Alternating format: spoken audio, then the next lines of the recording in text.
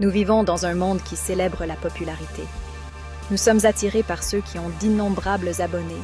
Il est tentant de rechercher ce genre d'approbation. Mais que se passe-t-il si le véritable épanouissement se trouve sur un chemin différent? Que se passe-t-il si la vraie joie vient du fait de devenir admirable? C'est là que le stoïcisme entre en jeu.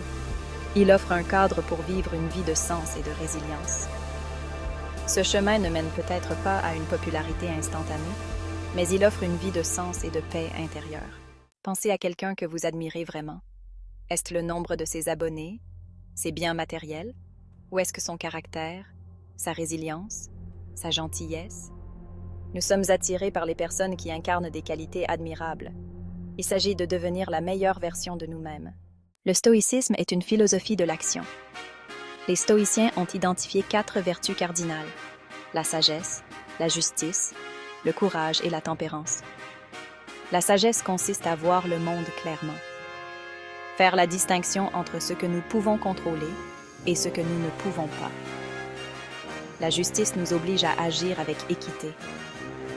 Le courage signifie agir malgré la peur. La tempérance consiste à trouver un équilibre. Gérer nos désirs et nos impulsions. Ces vertus favorisent une vie de sens et de résilience.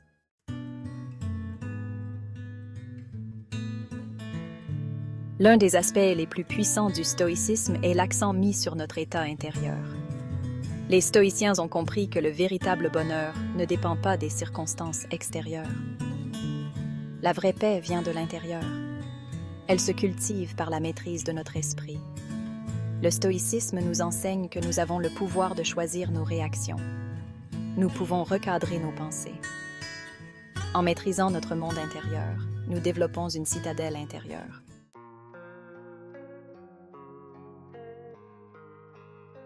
Les principes du stoïcisme ne sont pas que des idées abstraites. Ils sont destinés à être vécus et appliqués dans le monde réel.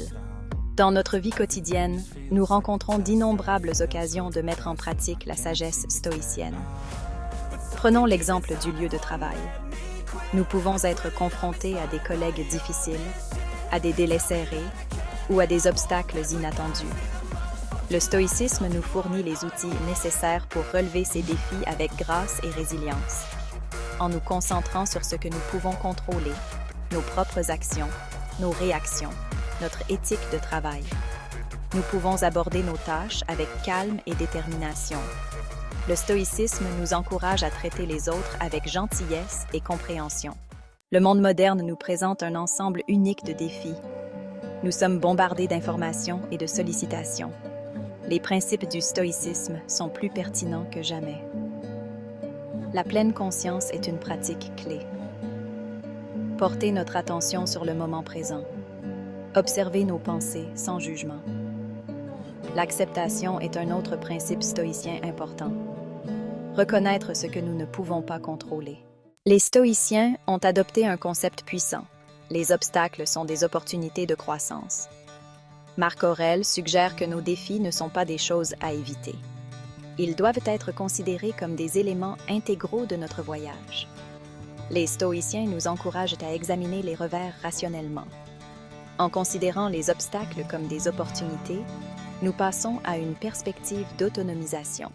La recherche du confort est une caractéristique de la société moderne.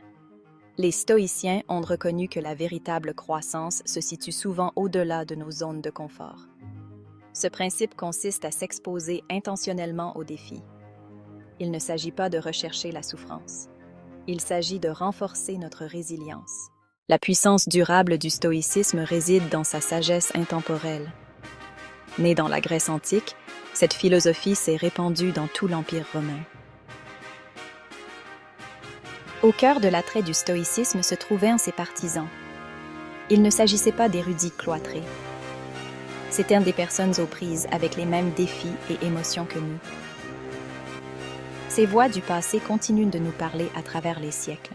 Épictète, contrairement à Sénèque ou à Marc Aurèle, était issu d'un milieu modeste. Né dans l'esclavage, il a connu la difficulté et l'adversité dès son plus jeune âge. Il a développé une profonde compréhension de la nature humaine et du véritable sens de la liberté. La vraie liberté réside dans notre propre esprit.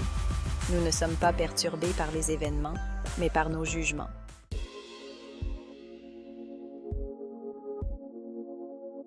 Intégrer le stoïcisme dans nos vies ne consiste pas à faire de grands gestes. Il s'agit de petits gestes, posés de manière constante, chaque jour. Voyez les choses comme l'entretien d'un jardin. On ne s'attend pas à une récolte abondante du jour au lendemain.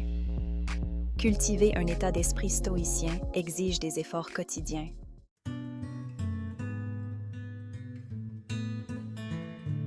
Le matin est un terrain fertile pour planter les graines du stoïcisme. Prenez quelques instants pour vous recentrer. Même 5 minutes de réflexion concentrée peuvent faire la différence. Commencez par cultiver un sentiment de gratitude. À la fin de la journée, prenez le temps de réfléchir à votre pratique stoïcienne. Ce rituel du soir est un outil puissant de développement personnel. Passez en revue les événements de la journée. Quels ont été vos succès et difficultés? Pardonnez-vous et résolvez de faire mieux la prochaine fois. Cultivez un sentiment de gratitude pour la journée qui s'achève. Le monde a besoin de moins de posture, de moins de recherche d'une gloire éphémère. Ce dont nous avons besoin, ce sont de vies plus admirables. Il ne s'agit pas d'atteindre la perfection. Le stoïcisme est une philosophie du devenir. Il s'agit de la pratique quotidienne qui consiste à s'aligner sur la sagesse, la justice, le courage et la tempérance. Faire des choix qui reflètent nos valeurs. Faire preuve d'intégrité, même lorsque c'est difficile. C'est ainsi que nous construisons une vie qui a du sens. Engagez-vous sur la voie du stoïcisme. Tel est le chemin vers une vie admirable.